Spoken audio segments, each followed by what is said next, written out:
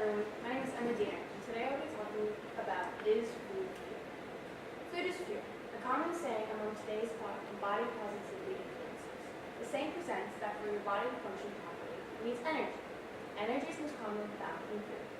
Body positivity online encompasses uplifting people who struggle with their weight, whether that is being underweight, overweight, or having a bad relationship with food. But what is having a bad relationship with food? Having a bad relationship with food most commonly includes eating disorders. But what are eating disorders? Eating disorders described by the dictionary is any range of mental conditions that have to do with the impairment of eating habit. Eating disorders most commonly include BED, otherwise known as binge eating disorder, anorexia nervosa, and bulimia nervosa. Now I'll be talking to you all today about what each of these are. First, starting with BED. BED is a disorder that can be found in people who overeat or eat much more than their bodies want or need. People with BED will eat when they're stressed or overwhelmed. BED can impact the self-esteem and can lead to higher risk of anxiety and depression and can lead to self-isolation.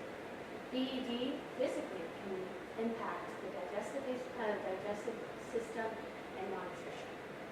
A similar disorder to this is bulimia nervosa. Bulimia nervosa can be found in people who go through the process of binging and purging. Binging is the period where they crave certain foods and then they'll overeat, just like very similar to BED.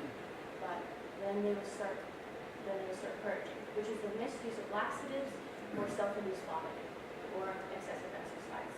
People with BED, people with bulimia nervosa, will most often have distorted body image. They see themselves much bigger than they normally are. And the disorder almost opposite to this is anorexia nervosa.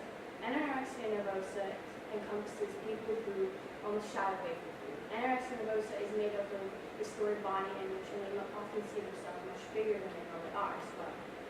People with anorexia have an intense fear of gaining weight. Thus, they'll eat much less than their bodies need.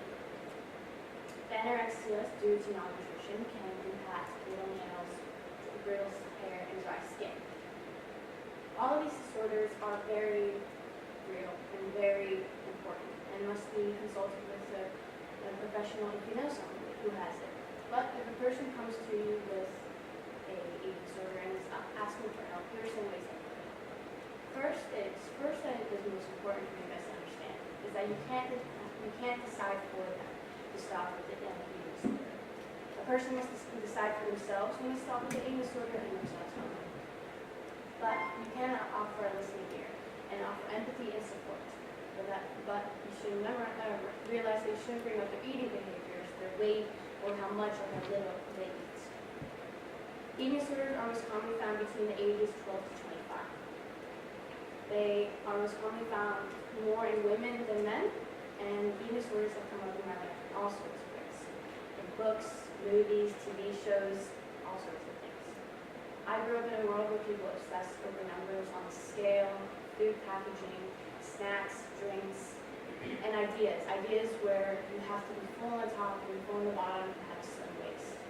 Almost an impossible goal to manipulate all sorts of factors such as basic biology, the bone structure, having a higher metabolism, or having a different bone structure, which can cause a heavier number on the scale.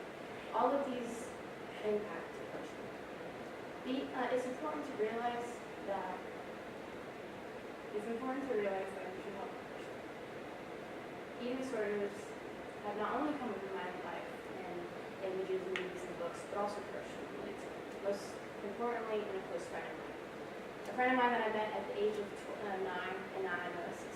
We've known each other through all these years and seen the littles and the bad, the good and the bad. One of these being an eating disorder. I've seen firsthand how a little dislike can turn into a raging hate. It can tear down your friends,